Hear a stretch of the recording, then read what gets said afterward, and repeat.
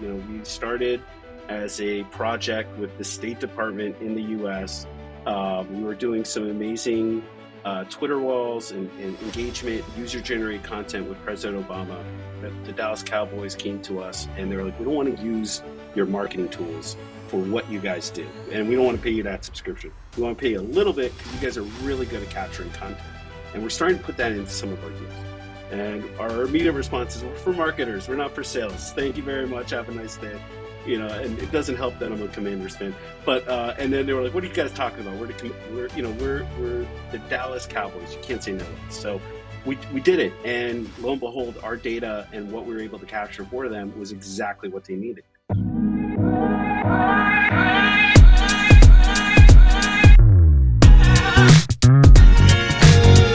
Hi everyone, and welcome to another episode of the SportsTech ALLSTARS podcast. We are continuing our month of focusing on women's sports and how SportsTech can help women's sports. And to talk about it more, on today's episode, of course, I'm joined by the lovely Kimberley Fernandez, our resident head of business development and pro footballer. Kim, how was your trip to Cape Town? I had the best time.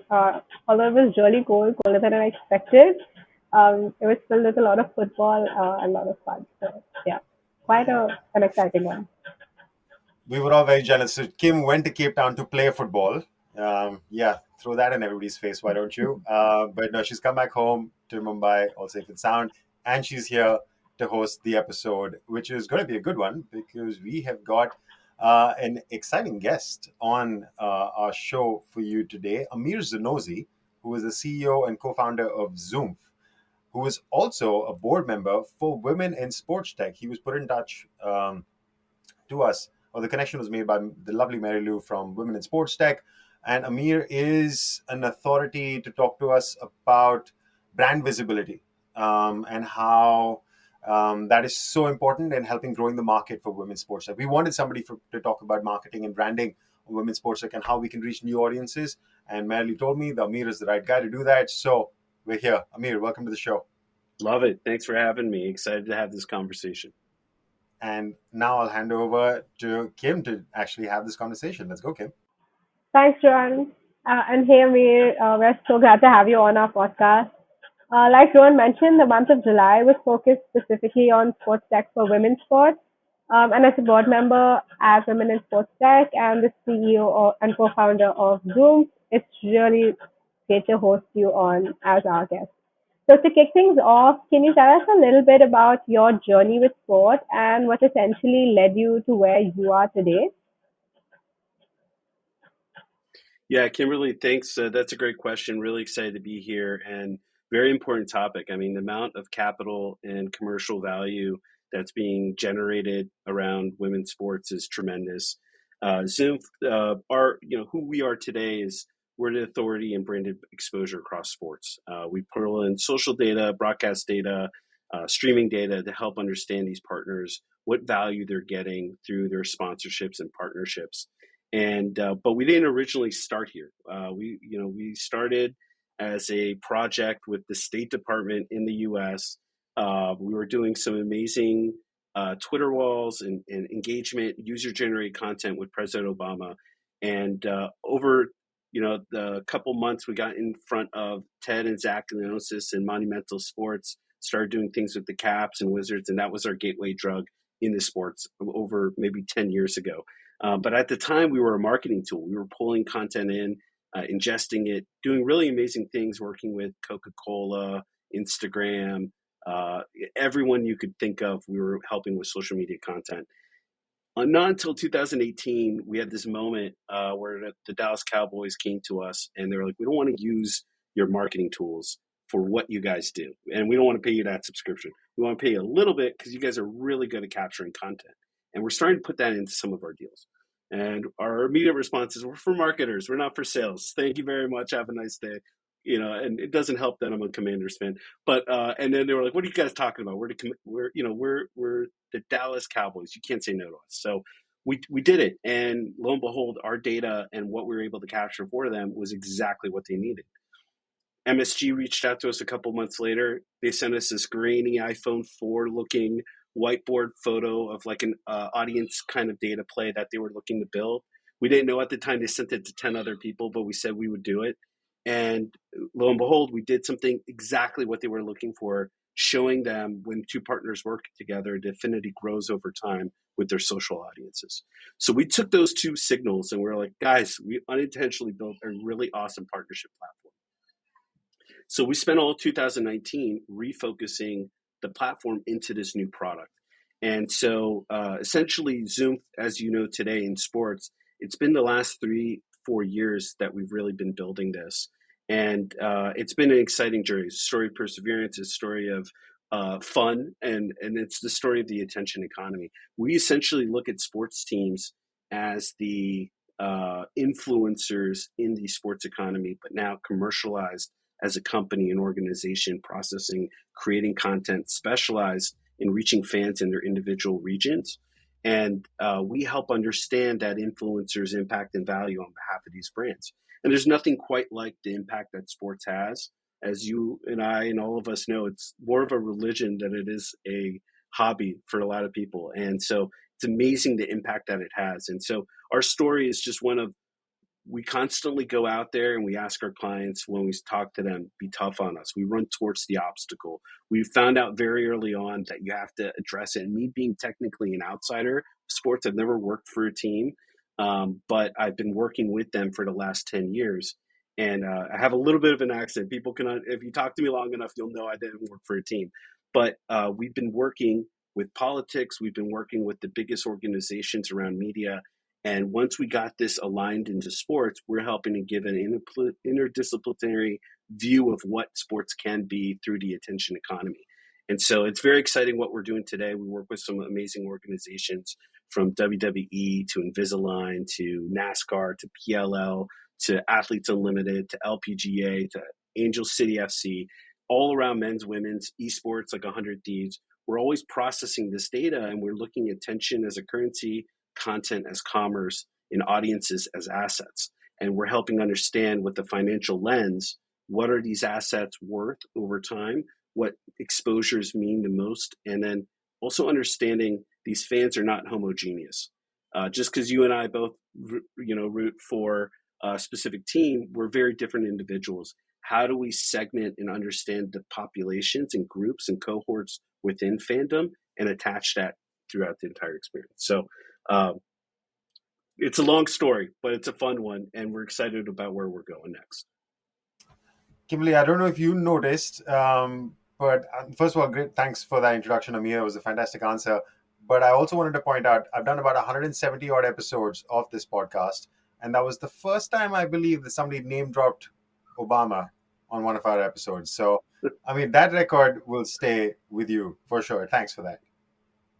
Yes, we can. So yeah, no, it's it's crazy that we've been able to come in and over the last 10 years really understand this industry as outsiders, but it gives us that unique lens that helps us unlock more value through all the different types of clients and industries that we work with. But yeah, so definitely excited our industry overall and just the value. I don't know if you guys are seeing some of these signals that I'm seeing, but sports, like there's nothing quite like it. It's attention based. The audiences are specific times.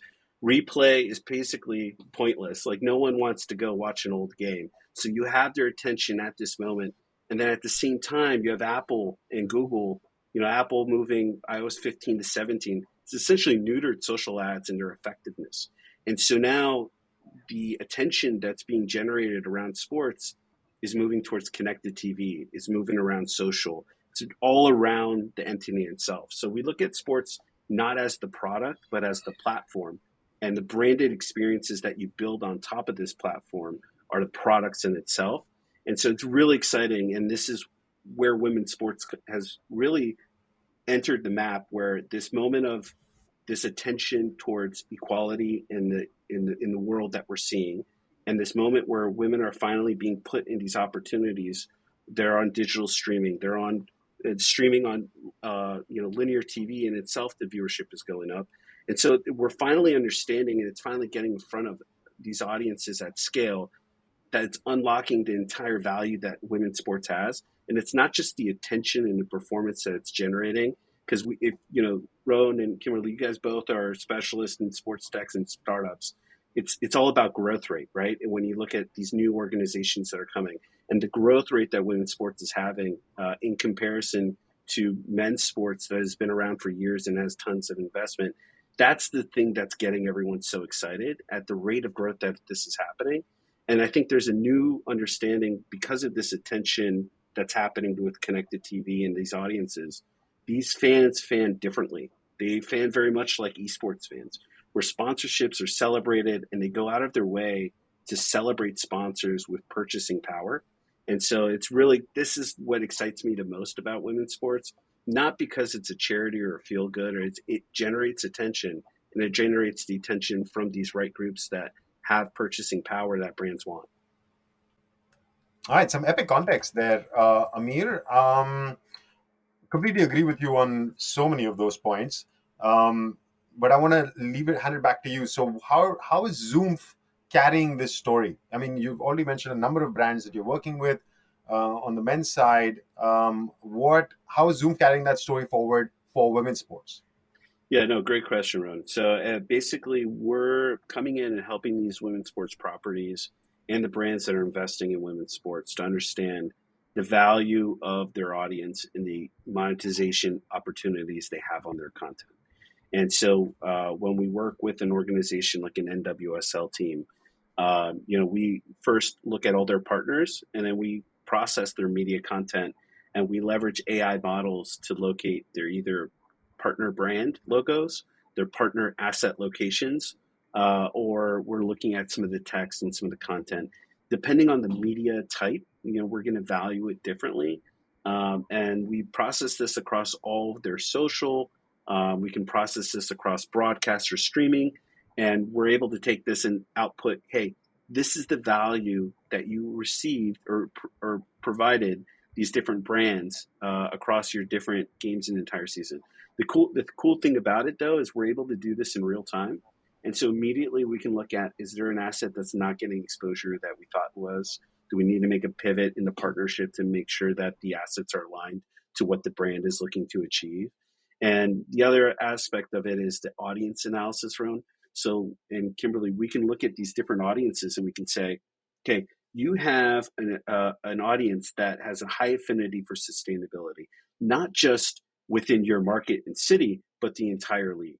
And so for brands that are looking, especially right now, to deploy activations that are aligned to good causes, we can make this a different approach than spray and pray. Let me reach out to every brand and see what's happening. I can go very methodologically, take my data, take the audience insights I have, and go pinpoint the brands that have that target audience that they're looking to try to reach. And so it's pre-deal data, it's recap data, it's to show the growth over time. And so we're helping understand the ROI performance for these organizations. I know in the earlier podcast with the Monarch Investment Group, that was one of the things that she mentioned. That was like, this is what we need. We need people giving ROI data. That's us. We've been doing it, and we pump out these reports that people should be paying us for. Like, we put our best analytics and team behind it, but specifically we do it towards women's sports because there's not enough resources on behind these teams, and it still lets us leverage a marketing example to the rest of the industry that that we're giving away this data. And so what we hear constantly from different properties in women's sports, like, we leverage you guys' data all the time in our decks. And that's exactly what we want. It's an investment right now into this industry. And not only are we working with the teams and properties, but we're working with Together. We're working with Just Women's Sports. We're working with ESPN, all these different groups that are now able to be the media agents behind this and amplifying it. And so this gives us a unique view of the entire ecosystem where we can connect the dots and help elevate the stories that matter most to fans. Long response, but it's really cool that we're able to touch so many components of the value of women's sports and help articulate that to brands. Yes, and you kind of also mentioned Angel City FC, and that's where I was going with my next question to ask about some recent successes, because, like you said, we had Jasmine on earlier, who's part of Monarch, and they've really made their presence felt. Angel City FC with in the NWSL and all of what they're doing. So can you tell us a little bit about your recent successes? Are they one of them? And what other clients would make up for that? Yeah, they're one of the first NWSL teams that we started working with, and their partnership model, where a certain allocated capital from the investment of the partnership goes to be deployed within LA and their community. And so you've got DoorDash that's helping women-owned businesses get more traffic, foot traffic, and DoorDash sales as a result of their partnership. You have Allbirds that's donating close to local California. You've seen Sprouts, they're farming on their logo, on their kit jersey, provide food for local people. And so it's a model that we're seeing that other industries or other verticals within sports are looking to replicate. It's so impactful, and the partnership opportunities that they're able to tell, there's a huge demand for those brands to want to work with them. And so they've got enough of momentum where people are like, should I go spend this capital with the league, or should I just go to Angel City? But it's a rising tide that lifts all boats. And so, because of their ability to understand how to monetize this opportunity more effectively than some of the other women's sports properties that are out there, it's bringing more people to the sports that and more brands to the opportunity in itself. In Angel City, every audience has a story to tell. Maybe some people want to tell a similar story, just not in LA. And so what they're doing is they're providing these case studies that work that other markets can go in and replicate against. And the other thing that's so unique about them is their understanding of media. And you look at what is happening with Ryan Reynolds and Rob McElhenney with Wrexham AFC. That was actually what Angel City's been doing with Natalie Portman and Alexis Ohanian. And even just measuring the value of their owners and the impact, like Serena Williams. She doesn't really share any social content around it, but her name, image, and likeness associated with it gives a lot of value. So, they're very smart with how they're doing it, and you're seeing these new groups come in looking to replicate that same angle. So it's very exciting, and it's very cool to kind of work side by side with them and help them deliver value to their partners. But I will say, like, the way that we handle women's sports today is we look at all of it purely as performance and attention, and it doesn't matter if it's men's sports or women's sports or esports. We're an influencer. Like, we treat it as the attention is that currency, and there's standardization around it. But we are hearing from our customers and those in women's sports that there has to be another way of looking at this. So I'm doing my best getting myself out there, being a beacon to have these conversations one-on-one with other individuals around this industry to say, how do we really give this women's sports properties the value that they deserve? And that's in the eyes of the brand that we have to understand if brands see that. And so we're having some really interesting conversations with brands, and always want to open myself to any brand that's out there that thinks that women's sports isn't being valued correctly. But our approach and our model right now is industry standard, and it's very exciting to see the value increase in the way that it has. And their social engagement is undeniably, just the year over year numbers are tremendous. Viewership numbers are tremendous. So, not saying that the value that they're getting from their performance isn't that high as it is right now. It is pretty damn high. But there's also this sentiment of positive association and the cause-based marketing that comes with it that is very strong and is not being valued in a tangible way that we're looking at how to explore. But it's exciting to see the different properties and brands and tech companies that are all in this industry and the investors that see the value here. And I really like how you put it when you said a rising tide that lifts all boats. And that's kind of what it is for like women's football currently. Everyone's riding the wave of the boom and the interest in women's sport.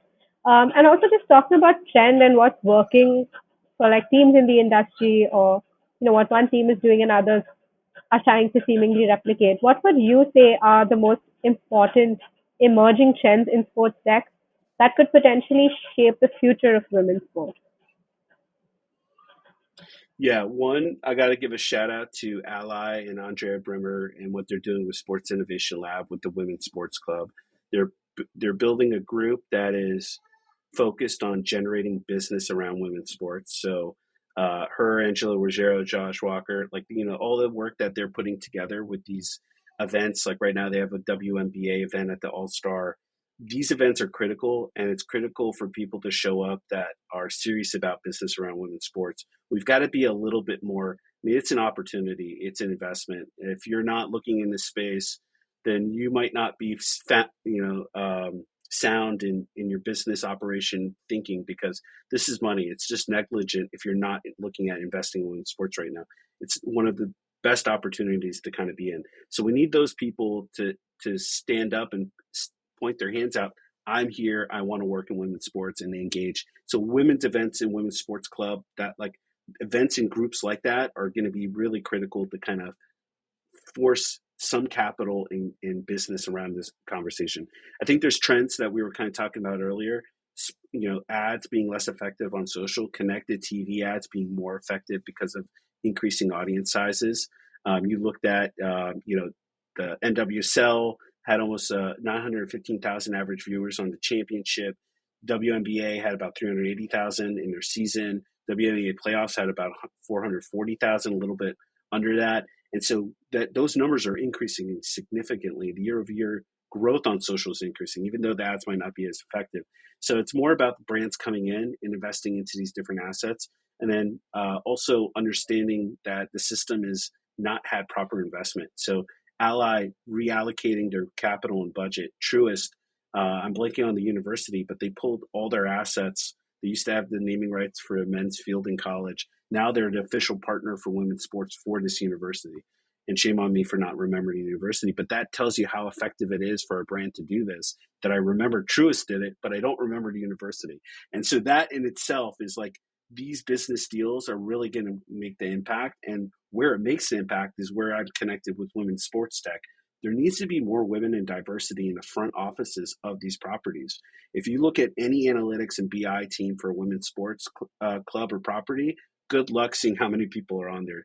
It is one of the most under-resourced departments, right? And some organizations have it. Angel City FC has a phenomenal one. WNBA, I mean, they have a phenomenal team, but not every organization is getting that same amount of resources and investment. And that's where the money comes from sponsorships, where it'll impact so that ROI signal is even stronger, and they can have a team that can articulate what that value is. So, we're seeing audiences that when they're exposed to women's sports, they will watch it, they will engage with it. March Madness, everything. There's not a single women's sports that's not seeing some sort of signal growth and value as a result of it. Now it's just a matter of getting capital around it and growing the infrastructure. Yeah, very well put when you talk about like capital and the lack thereof in women's sport, and because that's also kind of like what's much needed to allot resources towards like women's sport and the tech behind it, and it's so important to have tech for women's sport. We just did an article that kind of highlighted the gap in the tech for women's sport, and what should be done. And so I'd like to hear what your insight is about the tech for women's sport and how it can help grow audiences and further advance sports for women. Yeah, you got to think about it.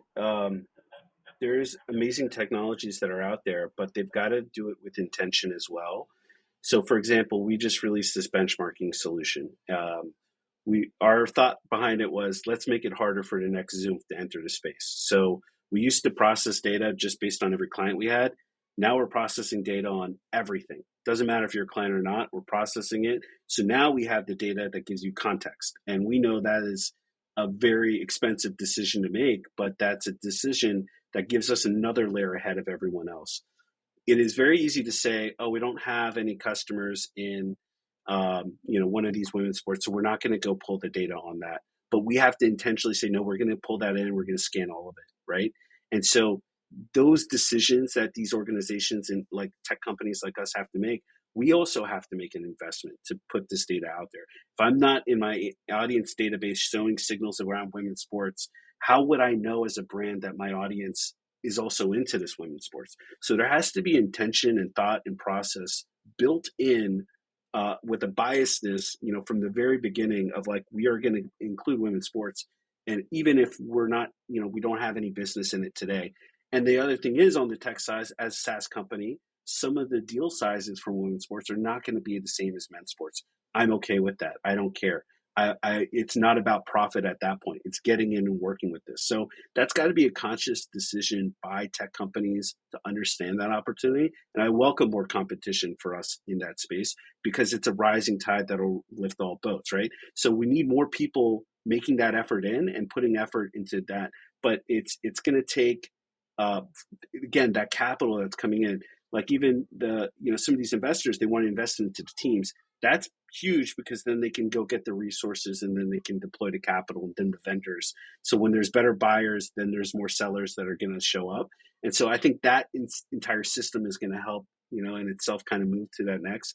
But for tech, it's a matter of having that intention, having that focus, and being involved with other groups. Like the data's out there. The more diverse your team is, the better you're going to do in the market and the more you're going to win because you have more people that think differently. Hey, don't do that, stupid. You're not thinking of this, right? There's 100 times where I've had someone on my team say that to me because one of these people comes from a different background. They think differently. They came from a different country. It might be a different gender. It might be different ethnicity. All these variations help the best ideas get grinded through to come out. And so you want a more diverse office and team that is going and deploying that. And when we have that more diversity on the tech side, like for example, we brought in Nikki Scott, amazing customer success rep on our team. She played professional soccer over in the Philippines. She came to Georgetown. I was giving a panel. She asked a question about one of these brands, and I mentioned, an NWSL athlete, and the value overshadowed what James Harden did as a male. So she pulled me aside to have that conversation. She's now on our team. She is here to like dominate women's sports through this data. That was her mission when we first started working together. But it's because I made that, because we brought that diversity in. And when she first met with us, we had a team of all men that were interviewing with her. And she said, later she shared this, and I hope she's okay with me sharing this. She was like, I was a little alarmed at first because it was all men for the interview that I was having for the company. But this was before the pandemic. So we were in the office. She was like, I looked outside the office, and in the corner, there was a Captain Marvel poster. And that's the female Avenger who's super powerful. And she was like, oh, I know another woman works here. Like someone else so that signal was so important. But it's all these little things that add up because we have someone that knew about women's sports, that cares about women's sports, just amplifies what we're doing on our side. So high level, it's got to be by intention, by design. We have to make the investment as tech companies to think about women's sports as a first-class citizen as our customers. And secondly, we have to invest in diversity in the people that we hire on our team so that we have those variations and we are thinking in that way. Right. So, right from President Obama to various sports, Zoomph has already been on quite a journey, right? And so, can you tell us a little bit about what's coming up in the next few months for Zoomph now? Yeah, we've had some really exciting news with closing our Series A. We brought some really awesome investors that have operational experience with Jurassic 5. They led our round. I'm sorry, Jurassic Capital that led our round, and they came in and they worked with a company in the marketing tech space that they exited out of, and so they're giving us really great advice on how to operationalize as a vertical SaaS and help us take to that next level that we're looking to grow to. It's very lonely as an entrepreneur, as all of you that are out there that listen. So just having someone that's been through it and seen it and been able to guide us is super helpful.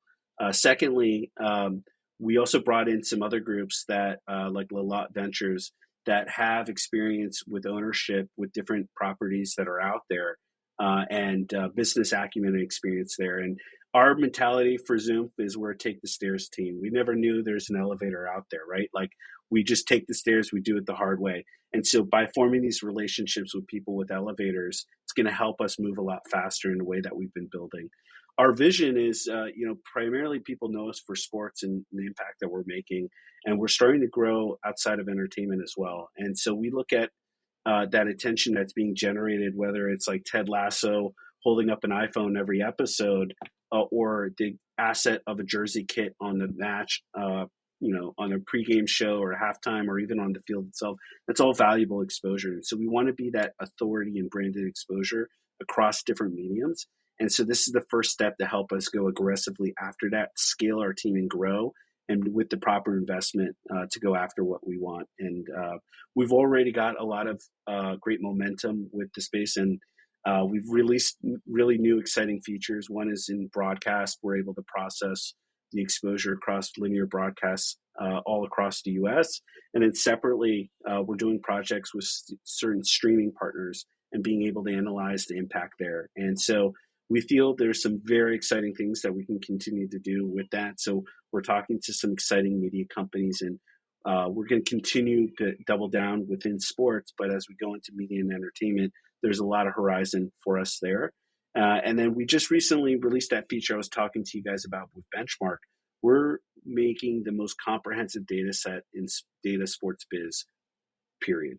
I mean, this has got every asset, every logo for every team and every pro within the US right now. We're tracking it all, men's and women's, and it's done by design to have contextual data on where everyone is. How are they ranking between market, between leagues, between globally entities that are out there? We're processing this at an extreme rate, and that's because we are a tech company. There's a lot of service companies in this industry that call themselves tech, but we have APIs and we're building streamless data, returning data results less than 24 hours, almost real time from these social platforms. There's like second delays, right? For Instagram, you got to constantly ask it. It doesn't just give it to you. But we're pressing these systems as hard as possible. And all of this is organically with the platforms, official APIs. We're doing the Twitter Elon deal. There's a lot of people out there that are scraping. Elon's going to come after them, right? And so we're building these things in this way that we're building for a long-term vision. We're building for excellence. At the end of the day, we are asking ourselves, how can we hit ourselves as hard as possible with where there are questions in brands understanding where their value is. And when we are able to answer those questions that these brands have, that is our North Star across everything we're building. So a lot of exciting things. I know I kind of ran on there, and we have a phenomenal team to do it. I get a lot of the credit, but we've got Mike Peak, our Chief Revenue Officer, Thomas Matthew, Chief Product Officer, Nick Cronin, my co-founder, Chief Digital Officer, James Hill, Lindsay Passat. Like, we've got a phenomenal team that I get the credit for all the amazing wins that they do, but this allows us to go and scale this team and go after all the things I just mentioned. So really exciting times for us here. I mean, I love that you took like the award show moment opportunity and just thanked everyone that just brought you here. Epic shout on that. I also appreciate how passionately you spoke throughout the episode. It's been an amazing spot for me just to fly on the wall here. You talk so educatedly and passionately and eloquently, I have to add. With rising tide takes all the boats up, and I take the stairs, not the elevator. Man, I should have been writing this shit down. That was really, really good. I'm glad we recorded it. I didn't have to write it, man. I mean, it's been an absolute pleasure having you on the show. Kim, if you'll allow me, I'll ask my last question because it is my favorite question to ask. Before we sign off, I always ask our guests, because I like to believe we're all sports fans first, what has been your favorite sporting moment? Either one you participated in as a fan or one as an athlete yourself, perhaps? Yeah, I've been the same height since sixth grade. So I was a center at sixth grade. Very quickly became a point guard until I went into wrestling.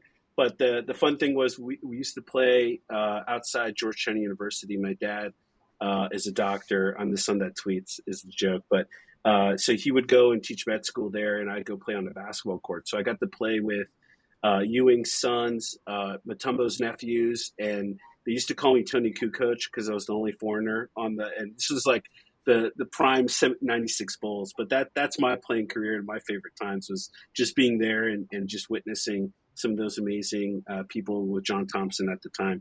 But, Jordan joining the Wizards, even though he was old as hell when it happened. I'm from DC. I'm that type of millennial, like where I'm from matters. Caps winning, Nats winning the championships, and then RG3 facing Aaron Rodgers was the coolest experience ever with the Commanders way back in the day. This was like 2015 as like a fan being there. And then I'll say the most impactful moment was I've got three boys that are under 5, one chubby bulldog as well. but I took my eldest to the Commanders game, and I bought him a jersey, the hat, Chase Young, and just they're not playing the best right now, and it's like giving that, it's a tragedy, right? Like, but you have to earn the passion when it is to win, and so just giving him that sort of like, here's your jersey, you're a fan now. I don't know if you're gonna hate me or love me for it, but that moment was just like I teared up. It's just it's so, again, it's just, sports is not just sports. It's an aspect of culture, and I guess I'll cheat and I'll say, when sports came back from the pandemic, how boring was it during the pandemic when there was no sports? It was utterly terrible. I didn't even like, what are you gonna watch? Like, anyway, so, but yeah, it's just, sports is weaved into the fabric of culture of my life and many others, and so it's hard to pick just one, but those are all moments. But especially my son at the end, that's that one goes deep. Awesome. No, um, I guess thank you for sharing that. Those are quite exciting moments to share with your son, I'm sure, and I think we'll wait to see if he's happy about being a fan and happy about you picking for him in advance. So I guess we wrap up this episode, and thank you so much, Amir, for your time and for all of the insights that you had for us today. Thank you. Excited to be a part of this conversation. Women's sports. We're all going to look back at this, and hopefully, I can use this as a receipt of like, you're not spending money now, you're an idiot, right? So, thanks for this. Appreciate you guys putting this together with these thought leaders. This is an important industry, and SportsTechX is doing some amazing things by bringing this industry together. So, thank you for doing what you guys do. Pleasure to be on the podcast. Sports is woven into the fabric of culture. Amir dropped that thought bomb on us as we sign off. Thank you so much, Amir, once again for joining the episode. Kim, another great job hosting it. We will, I think, maybe sneak in one more episode in our Women in Sports Tech month. It's all about scheduling. It's all down to Kim. She'll handle that. Otherwise, it has been great to hear about the power. And actually, somebody speaks so passionately about it. I have a 15-month-old daughter who I can only hope will be able to take advantage of all this cool tech that Amir is putting out in the world. And by the time she becomes a professional athlete, fingers crossed, that's what I'm doing for all the audio listeners, she will leverage their marketing to make a few bucks for herself. Thank you guys so much. See you next week.